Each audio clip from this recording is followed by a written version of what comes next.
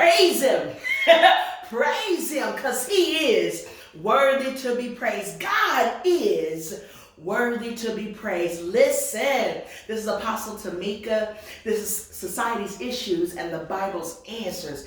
And y'all, I get no other honor, oh my God, than to serve God and his people in whichever way that I can. And I'm so excited about the topic today. So we're going to delve in. The topic today is about obedience. It's about obedience and knowing that obedience is an act of love. And not only that, it's the precursor to the promise. Oh, you heard me right. Obedience is the precursor to the promise. You don't believe me? Let's look at Deuteronomy 28. If you don't believe me, or if you want to check it out for yourself, Deuteronomy 28. Let's go there, y'all. Deuteronomy 28, verses 1 and 2. Deuteronomy chapter 28, verses 1 and 2. And it shall come to pass, if you will, hearken diligently unto the voice of the Lord thy God, your God, to observe and to do all his commands. Oh yeah, all of his commandments, and to do all his commandments. He says, which I command thee, Thee, you, which I command you this day. Look at verse 2. Look at verse 2. It says, and all these blessings shall come on thee, Thee, which means you, and overtake thee, if thou shalt hearken unto the voice of the Lord thy God. Thy, your God. It says, when you hearken unto my voice. This is God. This is our God. Y'all, come on now. He says, when you hearken unto my voice, when you look to listen to understand, when you look to listen to understand. Don't that sound like some mama they would say, or grandmama they would say, when you look to listen to understand. That's what God is saying. When you look to listen, to understand, and to obey my commandments, my laws, my statutes, my standards, my principles. He says, and then you commit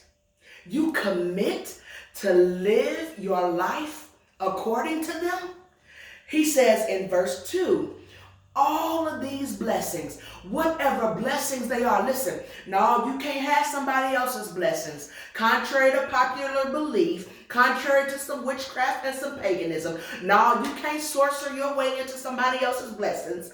No, it don't work like that.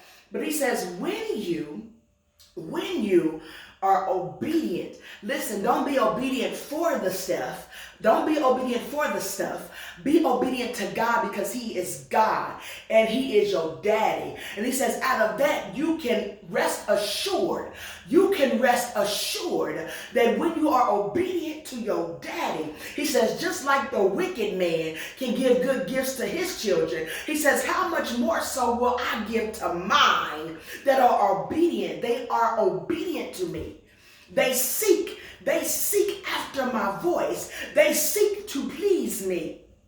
They seek to love on me by doing the thing that I have asked them to do. He says, when you are those children, when you are obedient, listen, I take it a step further. He says, when you are willing and able and obedient, you shall eat the good of the land. Shall is a legal terminology. We know this. In the Greek, you can look it up. Shall is a legal terminology that says, regardless, when you do this, this is the result.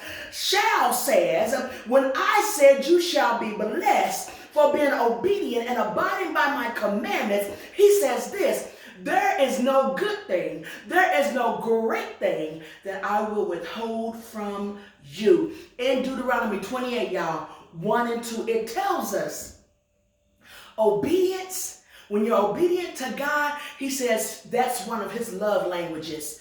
He understands you're his when you obey his voice.